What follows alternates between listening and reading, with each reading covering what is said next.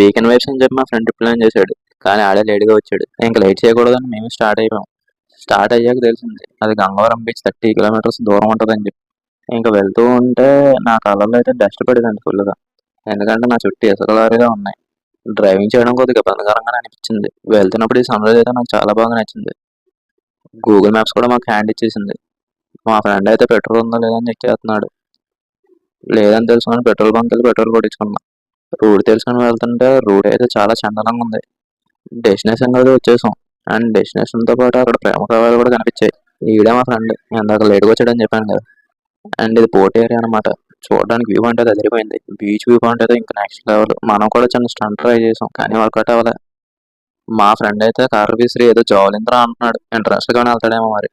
నిజం చెప్పండి వీడికి ఓవర్ యాక్షన్ లేదు. మా ఫ్రెండ్ ఇంకొకడైతే కిరసనాలతో ఏవో ఎక్స్పెరిమెంట్లు చేస్తున్నాడు. ఇలాంటి లాంగ్ ట్రిప్ వేసినప్పుడు హెల్మెట్ ఉంచుకోండి, లేదంటే మాయలు పట్టే